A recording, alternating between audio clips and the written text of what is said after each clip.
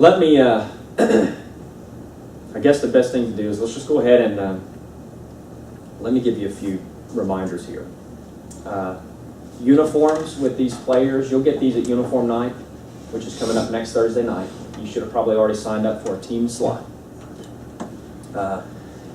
You'll get your uniforms there. They can buy equipment through Play It Again Sports. Play It Again Sports will be set up there. It'll be a 1 cent tax night, so they give us a huge tax break for being there and purchasing on that night. So be sure to tell your parents that they'll be there and come prepared. When they're uniforms, shorts, my preference is just stick with straight black. Most families already have black. If you try to go colorful and match that, that's fine, but also understand that some parents may not have the money to do that, all right? But it's your call. Whatever you do, please encourage your parents to have shorts with no pockets, okay? If they come with pockets, we'll have tape available. It's a little time consuming, but we can get their pockets taped up. But I would encourage you, please tell them to find pockets, shorts with no pockets. I'll also tell you this, on June 1st, which is we'll go over this, which is our last Saturday practice. If you haven't coached with us in a while, we are now doing 2 Saturday practices in addition to our weeknight practices, so you will get at most up to 4 practices before your first game, which is a big difference. Gives you a little bit more opportunity to teach the kids and work with them. But on June 1st, Saturday, June 1st, we will have a referee training day, and this has proved very beneficial for our referees in the past.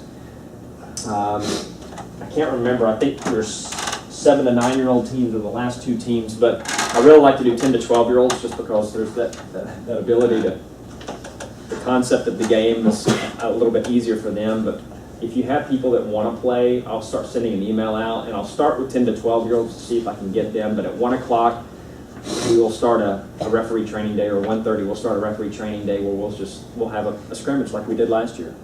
And the kids love it who want to come out and play, and it gives our referees an opportunity to see what a game flow might look like, even though the players aren't fully equipped. But it'll be fun. So more information coming on that. Okay, look at your folder, and let's dive into this real quick. I'll say real quick. It never happens. Now, is that a preference, you using shorts instead of knee-highs, like baseball? Or typical? It's gonna be hot, it's just Yeah, it's It will brutally be hot. hot. yeah. I mean, I don't know that I've ever seen a kid in knee-highs in the 5 years that I've been here, but I mean, if they want to wear them, they can. Just know that's hot. So shorts is always better. You know, I even tell them that for T-ball and coach pitch. You know, they want to do baseball pants. And it's hot. But yeah, it's your preference, whatever you want to do. But I wouldn't require the parents to, I mean, you can ask them to buy that, but just know, again, there are some families that are here on scholarship, so they may not be able even to afford that. Unless that boy already plays baseball and they want to use their pants. Right. That's why I asked. Yeah. Yeah. That's fine. As long as, yeah, I don't have any problem with that. Any other questions? All right, on the inside of your folder, on the right side, first page you'll see is a bright yellow sheet. Something new that we're doing. Every child has to have their age verified before they're eligible to play. Okay? So what you have is a sheet, and at the bottom you'll see names of players on your team who have not shown us their date of birth, a birth certificate, or something else. So when you call your roster or you email your roster, you need to make sure that player, I've got one right here, this is an example, You want me to do it? but I've got a player right here that you need to tell them, you have not done your age verification, you will not receive your uniform until you do this. I'll do it. Yeah, yeah. And so what you do, once you do that, we will have people, families who will email us or fax us their verification between now and uniform night. And on uniform night, we will print a brand new sheet for you that will be in your uniform night box. So at uniform night, when you pick up your uniforms, you'll have a new sheet. It'll tell you who has not verified. When that parent or player shows up, you let them know why you don't have a uniform. It's because we haven't done an age verification. If they bring it to uniform night, there will be a table set up. They can go present it, and then we will give them their uniform there behind the table. If they do not do that, they need to verify that. And again, if it's not done by the first game, they will not get to play. Even if they complete their age verification, but do not come by the office and collect their uniform, because we're not bringing them out to the fields anymore. If they don't come by the office and pick them up, but they've done the age verification, and June 8th, the first Saturday rolls around, they're still not playing. They don't have their uniform. So you need to make sure that they understand that. And so we're going to be looking for your help and your support in that. But this is the first time we've done this. We've finally gotten smart enough to let you know this on coaches meeting night so that you can tell them tonight or tomorrow or before Saturday, and that we can also, we'll all be on the same page with that. Any questions about that? I think it's going to help out a lot, especially when they don't get their uniform. Past couple seasons, we've had 60 plus kids rolling into the first game who have not verified, and they've gotten all their uniforms and they're playing, and they haven't even completed what they're supposed to do on their end. So, anyway, here's your roster. You see that? You have the opportunity now with your roster. You log back into your account that you signed in on. You click on your little team link at the bottom, and then it'll open up your team page. And then if you want to email your team, which is the easiest way to do it, I email my entire team. You need to get a reply from your team, from your parents, saying that they understand when uniform night is and all this, and that they've read your email. You see your team page, there'll be a link that'll say dashboard. Click on dashboard, it'll pull up another page that'll show you like an email text box with a subject. And then at the bottom of that, it'll show you all your players. You can do a select all, it puts a check mark on all of them. You type in your email message with all that, you hit send, it sends it to everybody on your team. Players have the option to log in, put up their own face picture, and then every time you log in, you see your player's face. But I encourage them to do that just so that helps me learn them, because I can look at it a couple times a week. They don't have to, but you have that option.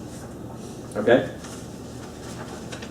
And then the last part, if you're a head coach, you have all of these little stapled packets. This is the player packets that we do. This is the seasonal reminders. My guess is, just want to make sure. Yeah. Okay. Seasonal reminders, so this is sheets that they can hang up on their refrigerator. It also has their schedule, memory verses, probably another copy of the parent code of conduct in there for them. You'll hand each one of the kids these on uniform night along with their uniform, as well as the example team sheet, which we'll show you here in just a second. And we'll email you this team sheet tomorrow. Any questions on the right side of your packet? That's only the head coaches who have all that. Clark, I had a quick question. Yes. Is the 7-9 football, is that all boys, or is that co-ed? It's co-ed, but you may, depending on girls, you may not It have just any doesn't girls. look like we have any. I mean, I don't know some of the names. Girls are usually minimal anyway, but Yeah. usually have 1 or 2 a season. It's a good question. On the left side of your packet, everybody has this. Let's plow through this real quick. The first sheet you have is your basically your seasonal reminders. I'm not going to go through everything on there. You need to read this. We give you about 99% of the things that you need to know. And if there's something in here that you have a question about that we have not covered, please email us. Email us and ask us. I can't answer and help you if I don't know what questions and concerns you have. So you need to communicate with us. But I will say, under number 7, when calling your roster, you need to make sure you leave your phone number, your name, your uniform night time, your practice time and location, and your team name. Because when they show up at uniform night, there's going to be a master chart that's going to show them when and where your team meets, but they need to know who they're looking for. We will also have a master chart that will have all the players alphabetically that they can go and find their name and then look over and find their team name. But it's best if you just tell them that in your email or your phone call. If you come across a player who is not going to play, please let us know immediately. We may have a child on the wait list that we can fill that spot.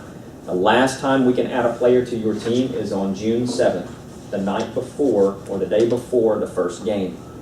After June 8th, we do not add any additional players. So if you have a player or two that pulls out a game or two, or if there's an injury or a broken limb or something that happens away from the game or whatever, you will not get a replacement. You'll have to play with who you have. Every team should have, I think, 16 players on the roster.